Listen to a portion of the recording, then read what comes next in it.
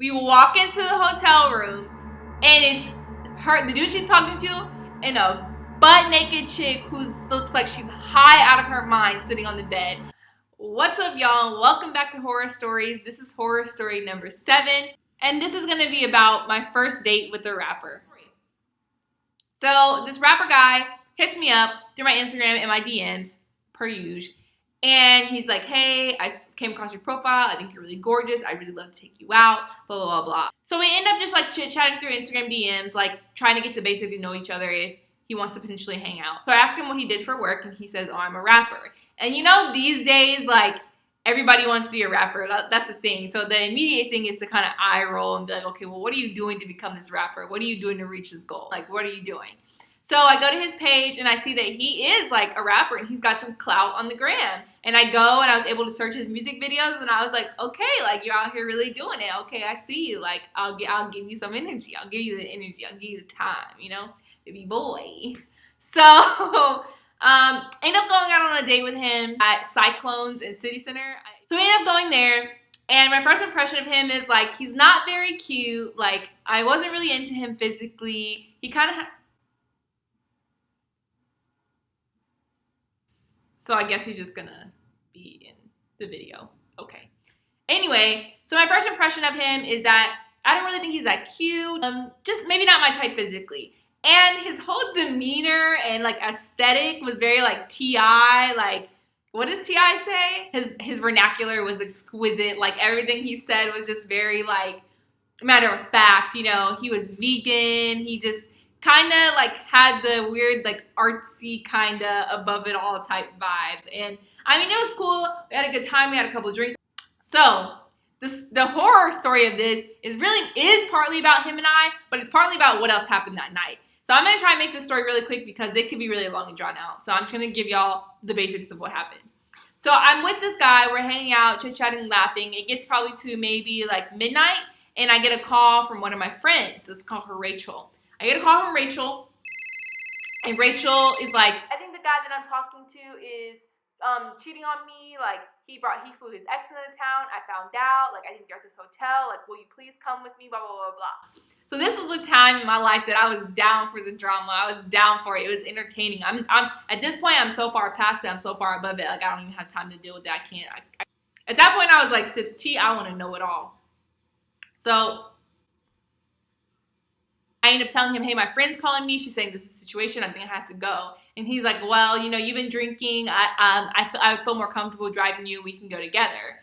So I was like, okay, like it's going to be some drama. And he was just like, okay, whatever. Adventure time. Cool. So this ends up happening at this hotel named Hotel Zaza. Now, if you live in this area, you know City Center or whatever. There's Hotel Zaza, like right, pretty much like right up the street, kind of by Memorial City Mall.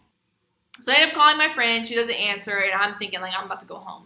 And then as soon as we're about to pull out, she calls me, and she's like, no, come in. I'm on this floor at this room number. I need you to come right now. And I'm like, oh, crap. So I go me and the rapper, we go up to the whatever floor, go to the room, and we see my friend Rachel standing outside the door, knocking on the door. I'm like, he's not answering the door. Like, when you're knocking on the door, he's not answering. And she's like, he's such a little bee. Like, he's not answering the door because he knows he's wrong. And she's like, not crying, but you can tell, like, frustrated, like, she just wants to fight. And I'm like, okay. So I knock on the door, and I'm like, hey, open the door. We just want to talk to you. We don't know what's happening, whatever. So eventually he ends up opening the door, and I kid you not, y'all. I kid you not. Me, my friend, calling her Rachel, and the rapper, we walk into the hotel room, and it's the dude she's talking to, and a butt-naked chick who looks like she's high out of her mind sitting on the bed. She was blonde, long hair, huge boobs, just sitting on the bed, like, naked, seeming like she had no wits about her. So now I feel bad for bringing the rapper in the situation because I'm like, this could just turn into a very bad situation. She could make this look worse than what it is at the end of the day, and even though she put herself in that situation. So me and my friend are kind of checking on making sure that she's in that state because she wants to be in that state. She wants to be drunk and not like something is wrong with her. So once you can kind of realize that she's okay, my friend starts saying, like, this is my, what is he telling you? We've been talking to each other for so long. Like, what has he been saying to you?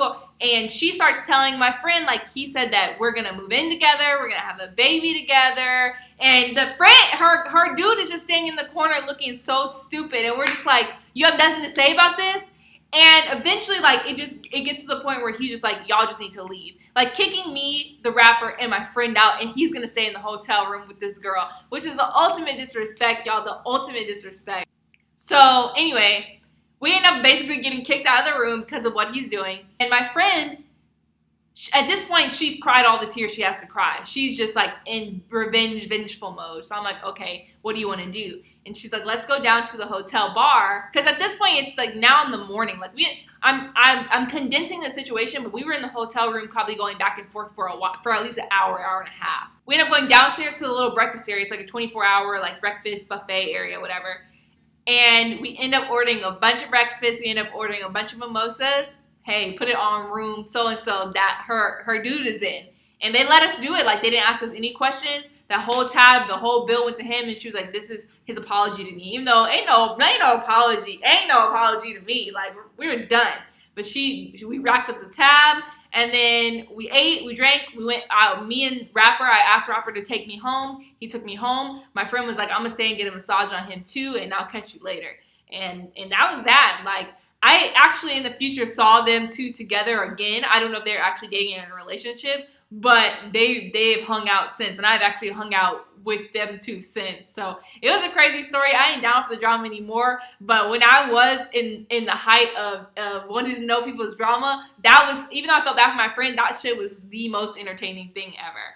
But anyway, that's it for my story. That's horror story number 7, and I will see y'all back next week for horror story number 8.